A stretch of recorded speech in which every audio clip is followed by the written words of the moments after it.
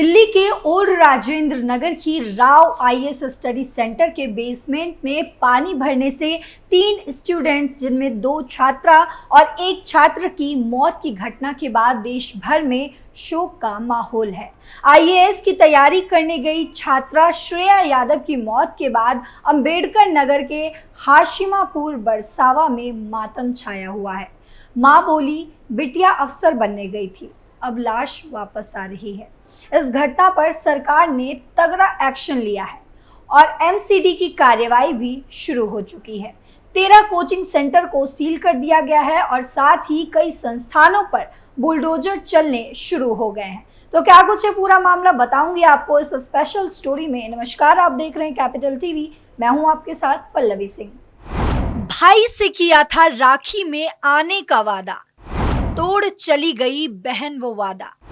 दिल्ली गई थी अफसर बनने, अब वापस आई बिटिया की अर्थी। दिल्ली में आईएएस की तैयारी करने गई छात्रा श्रेया यादव की मौत के बाद अंबेडकर नगर के हाशिमापुर बरसावा में मातम छाया हुआ है। मां बोली, बिटिया अफसर बनने गई थी, लेकिन अब लाश वापस आ रही है।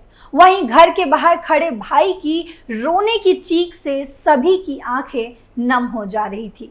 भाई अभिषेक रो रो कर हर आने जाने वाले से कह रहा है कि दीदी ने मुझसे रक्षाबंधन में आने का वादा किया था। मौत की खबर से पूरे गांव में सन्नाटा पसरा हुआ है। नम आंखों के बीच कोचिंग संस्थान के प्रति परिजनों से लेकर गांव वालों में आक्रोश देखने को मिला। मृतका छात्रा के चाचा धर्मेंद्र का आरोप है कि उन्हें कोचिंग संस्थान ने कोई जानकारी नहीं दी। वे न्यूज सुनकर जब मौके पर पहुंचे तो बेटी का चेहरा नहीं देखने दिया। वहीं भाई का आरोप है कि संस्थान ने जानकारी तक नहीं दी। जब उन्होंने खबर सुनकर फोन किया तो बताया कि श्रेया ठीक है, लेकिन थोड़ी ही देर बाद उसकी मौत की खबर सामने आई। परिजनों ने संस्थान के संचालक पर केस दर्ज करने की मांग की है। वहीं श्रेया के परिजनों ने बताया कि श्रेया से आखिरी बार 26 जुलाई को बात हुई थी। जब यह खबर देखकर श्रेया को कॉल किया तो फोन स्विच ऑफ आ रहा था। शुरुआत से पढ़ने में होशियार थी श्रेया। श्रेया के भाई अभिषेक ने बताया कि शुरू से ही वे पढ़ने में होशियार थी। हाई स्कूल और इंटर की परीक्षा पास करने के बाद बीएससी और एमएससी एग्रीकल्चर से करने के राजेंद्र नगर के राव आईएएस कोचिंग सेंटर में उसने एडमिशन लिया। श्रेया के चाचा धर्मेंद्र यादव नोएडा में रहते हैं और समाजवादी पार्टी के राष्ट्रीय प्रवक्ता भी हैं। श्रेया की मौत के बाद से पूरे परिवार में मातम का माहौल पसरा हुआ है। 13 कोचिंग पर लगा ताला। मेयर के आदेश पर 13 कोचिंग सेंटरों को सील कर दिया गया है। मेयर शैली ओबरॉय के आदेश पर अधिकारियों ने रविवार देर रात राजेंद्र नगर इलाके में अवैध रूप से बेसमेंट में संचालित हो रहे 13 कोचिंग सेंटरों को सील करवा दिया है। इनमें IAS Gurukul, Chahal academy, Plutus academy, Sai trading, IAS Setu, topper की academy, Dainik Samvad, civils daily IAS, career power, 99 notes, Vidya Guru, guidance IAS, easy for IAS शामिल है। एमसीडी अधिकारियों ने जानकारी दी कि ये कोचिंग सेंटर राजेंद्र नगर के विभिन्न इलाकों में संचालित हो रहे थे।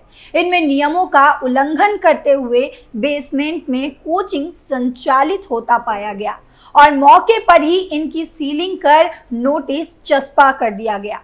उधर आरोपी कोचिंग सेंटर ने बयान में कहा है कि Rajendra Nagar Rao IAS study circle के विद्यार्थियों से जुड़ी दुखद घटना के मद्देनजर राव आईएएस स्टडी सर्किल मृतक विद्यार्थियों तानिया सोनी, नवीन डलवीन और श्रेया यादव के परिजनों के प्रति गहरी संवेदना व्यक्त करता है।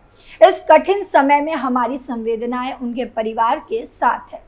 कोचिंग संस्थान ने बयान में कहा कि वे इन होनहार युवाओं की मौत से बहुत आहत हैं, जो समर्पण और प्रतिबद्धता के साथ हमारे देश की सेवा करने की तैयारी कर रहे थे। बयान में कहा गया, राव आईएएस स्टडी सर्किल इस दुखद घटना की जांच में सहयोग करने के लिए पूरी तरह से प्रतिबद्ध है।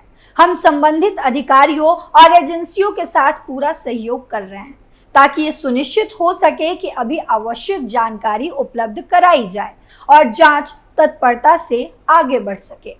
कोचिंग का मालिक और समन्वयक गिरफ्तार, दर्ज हुए कई केस।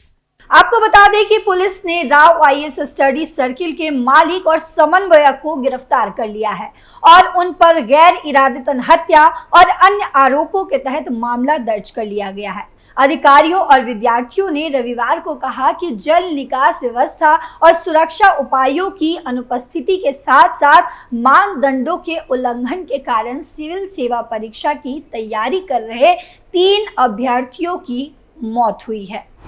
दिल्ली सरकार ने दिया मजिस्ट्रेट जांच के आदेश। दिल्ली सरकार ने इस घटना की मजिस्ट्रेट जांच के आदेश भी दिए हैं। कोचिंग सेंटर के बयान में कहा गया कि इस दुखद घटना ने हम सभी को प्रभावित किया है और हम उनके परिवारों, मित्रों और व्यापक समुदाय पर इसके गहरे प्रभाव को समझ सकते हैं। बरसाती नालों के पानी ने ले ली बच्चों की जान। यूपीएससी की तैयारी कर रहे स्टूडेंट्स की मौत होने के एक दिन बाद दिल्ली नगर निगम यानी कि एनसीडी के एक वरिष्ठ अधिकारी ने रविवार को कहा कि बरसाती नालों पर अतिक्रमण के कारण ओल्ड राजेंद्र नगर में जलभराव हुआ। उन्होंने कहा कि नाली अतिक्रमण के कारण ढके हुए थे। वहीं स्थानीय लोगों ने दावा किया कि इलाकों में नालों में भारी मात्रा में गाद जमा हो गई है और बारिश के पानी बाहर बहने से बाढ़ जैसी स्थिति पैदा हो जा रही है। इलाके के नालों में गाद जमा होने और उसकी सफाई पूरी होने से जुड़े सवाल पर एमसीडी के वरिष्ठ अधिकारी ने कहा कि सड़कों के किनारे लोगों ने अतिक्रमण कर नालों को ढक दिया है। उन्होंने कहा कि इससे पानी की निकासी नहीं होने से इलाके में बाढ़ जैसे हालात बन गए हैं और पानी कोचिंग सेंटर की इमारत के बेसमेंट में घुस गया।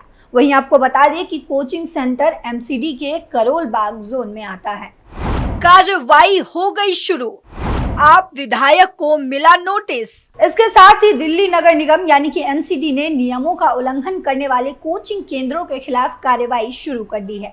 निगम एक कोचिंग सेंटर के बेसमेंट में पानी भर जाने से 3 लोगों की मौत की घटना की जांच के लिए एक उच्च स्तरीय समिति गठित करेगा।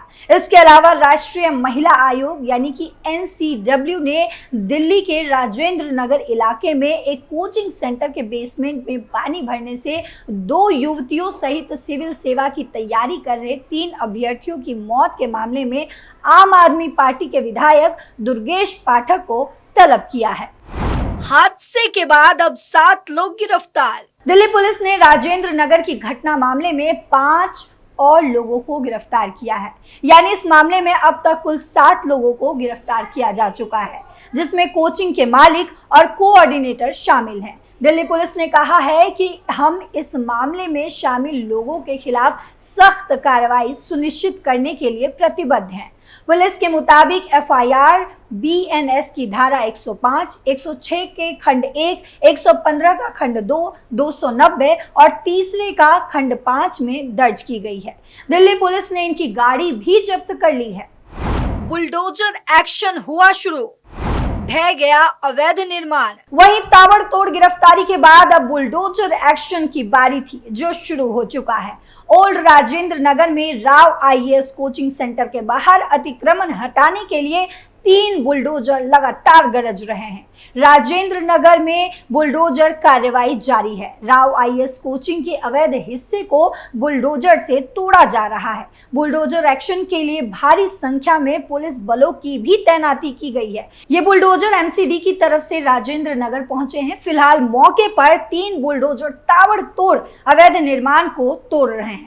बताया जा रहा है कि अन्य कोचिंग सेंटर के बाहर भी अवैध निर्माण को बुलडोजर से तोड़ा जा रहा है। राव आईएएस कोचिंग के पास 3 बुलडोजर लगातार गरज रहे हैं क्योंकि पुलिस ने इसकी इजाजत दे दी है। इस मामले में लगातार कार्रवाई चल रही है। इस घटना पर सियासत भी जोरदार हो रहा है, लेकिन सवाल ये है कि बेगुनाहों को इंसाफ कब मिलेगा?